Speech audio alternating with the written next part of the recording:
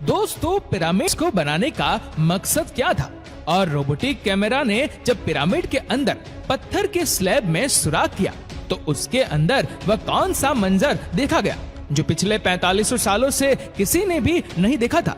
ये सब आप जान सकेंगे वीडियो के इस पार्ट में। तो आइए शुरू करते हैं। Challenge number 7, the great pyramid of Giza, जो तमाम पिरामिड के मुकाबले में सबसे ऊंचा और चौड़ा पिरामिड है, उसके अंदर अभी तक 2 हेडिंग चैम्बर्स तलाश किए जा चुके हैं। एक को किंग्स चैम्बर और दूसरे को क्वीन चैम्बर का नाम दिया गया है। जब पहली बार किंग्स चैम्बर के अंदर रिसर्च की टीम गई तो उन्होंने उसके अंदर एक ऐसी चीज देखी जो बिल्कुल भी एक्सपेक्टेड नहीं थी। जी हाँ, उनको वहां 4500 साल पुराना ग्रेनाइट से बना हुआ एक ऐसा ताबूत मिला जो अंदर से खाली था।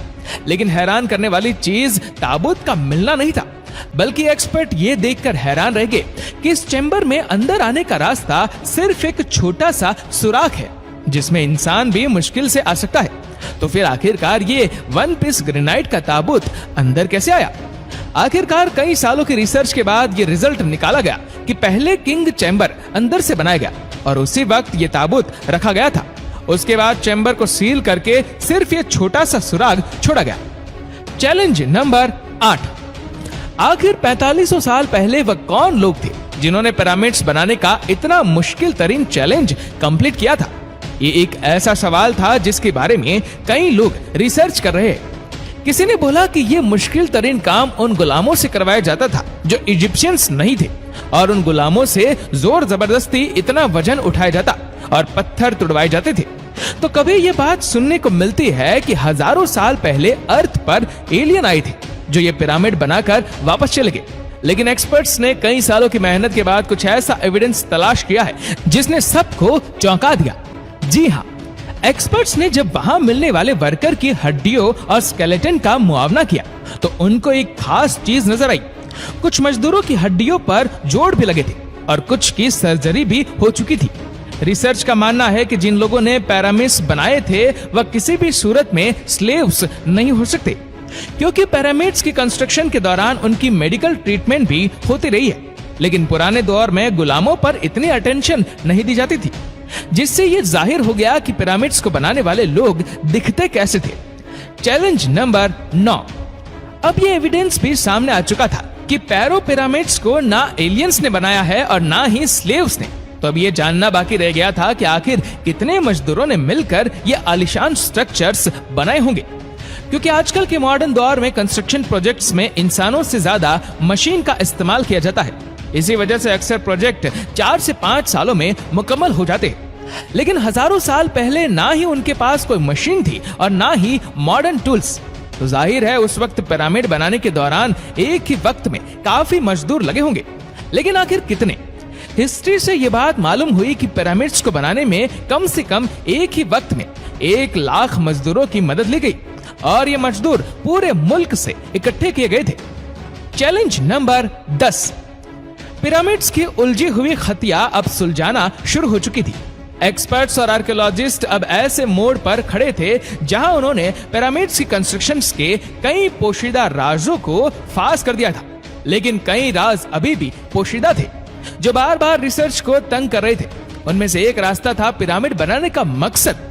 जी हाँ, 60 लाख टन से भी ज्यादा वजनी 23 लाख पत्थरों से बना सिर्फ एक पिरामिड और उनके अंदर बने सीक्रेट चैम्बर का आखिरी कोई मकसद तो होगा। रिसर्चर्स का मानना था कि सिर्फ मम्मीज को दफनाने के लिए इतना तामझाम नहीं किया जा सकता, बल्कि इन पिरामिड्स का कोई और खास मकसद भी था।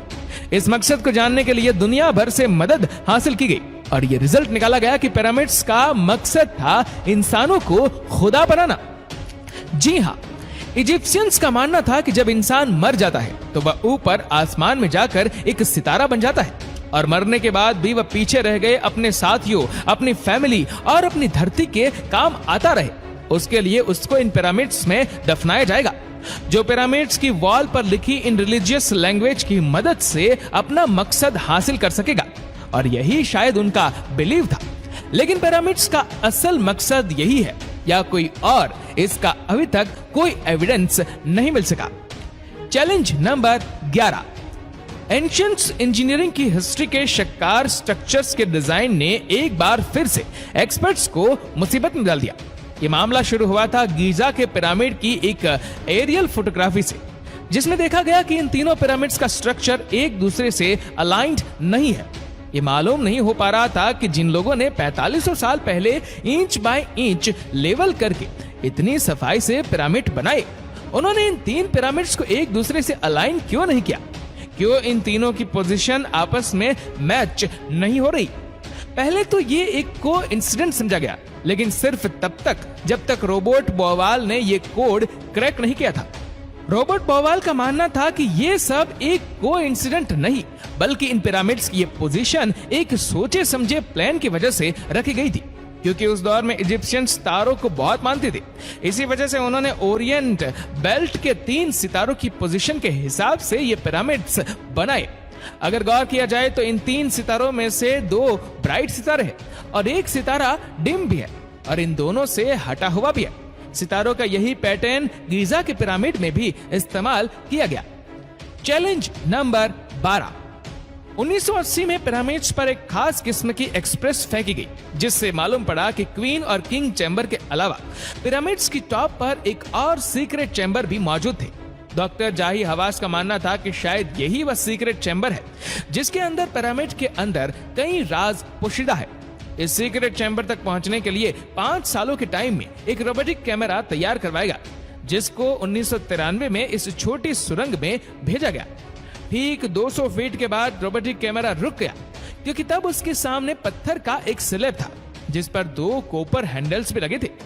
लेकिन एक्सपर्ट्स को हर कीमत पर स्लैब के उस पार का मंजर देखना था, जो पिछले 4500 सालों से किसी ने भी नहीं देखा था। इसके लिए मजीद 8 सालों की मेहनत के बाद एक ऐसा रोबोट तैयार किया गया जिसके आगे ड्रिल मशीन भी लगी थी। 2001 में उस रोबोट ने लाइमस्टोन से बने स्लैब में बारीक छेद कर दिया, इतना बारीक कि सिर्फ एक कैमरा उसके अंदर जा सके। जब कैमरा ने उस छेद के अंदर देखा तो उसके अंदर एक और पत्थर का स्लैब मौजूद था। लेकिन जब कैमरा का एंगल जमीन की तरफ किया गया तो कुछ ऐसा नजर आया जिसने सबके रोंगटे खड़े कर दिया। जी हाँ, जमीन पर लाल रंग से कुछ खास अल्फाबेट्स लिखे थे। अल्फाबेट्स इस छोटे पैसेज को सील करते वक्त 4500 साल पहले लिखे गए थे। ना ही एक्सपर्ट को ये लिखाई समझ आई और ना ही उसका मकसद समझ आया। लेकिन डॉक्टर जाही हवास का मानना है कि इस दूसरे स्लैब के उस पार जरूर एक सीक्रेट चैम्बर मौजूद है, जो पिछले 4500 साल से किसी ने भी नहीं देखा। हो सकता है आने वाले 4 सालों में कोई दूसरा एडवांस रिपोर्टिंग कैमरा इस चैम्बर के अंदर देख सके। दोस्तों, इस वीडियो को लेकर आपकी क्या राय है, नीचे कमेंट करके जरूर बताएगा। और अगर आपको वीडियो अच्छा लगा हो तो इस वीडियो को लाइक करेगा, शेयर करेगा ज्यादा से ज्यादा लोगों तक। और ऐसे ही और भी रोचक जानकारियों के लिए सब्सक्राइब करें हमारे यूट्यूब चैनल को और फेसबुक पर फॉलो करें हमारे पेज को। धन्यवाद।